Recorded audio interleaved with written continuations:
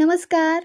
तर बघा इथे मी काजू कापायला घेतलेले आहेत आणि आत्ता कोकणामध्ये सगळीकडे काजूचा सीझन चालू झालेला आहे आणि आता सगळी म्हणजे फळं असतील, आंबा असेल, काजू असेल, फणस असेल, करवंद असतील, कोकम असतील, हे झपाट्याने आता लागायला सुरुवात झालेली आहे. फणस तर येत्या मार्चच्या एंडिंगपर्यंत पण पिकाला लागतील कारण की ह्या वर्षी खूप लवकर सुद्धा लागलेले आहेत फणस. कोकम पण आपले लागलेले आहेत.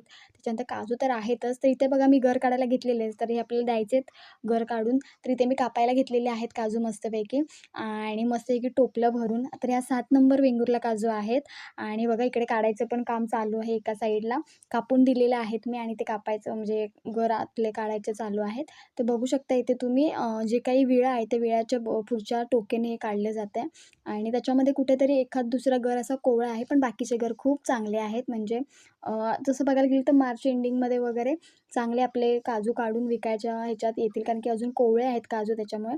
पण हे आपल्याला द्यायचे आहेत रिलेटिव्हजना त्याच्यामुळे आपण काय जास्ती हे नाही करणार आहोत. कारण की अजून टाईम आहे काजू वगैरे काढायचं कारण की अजून तयार नाही झाल्यात तेवढ्या.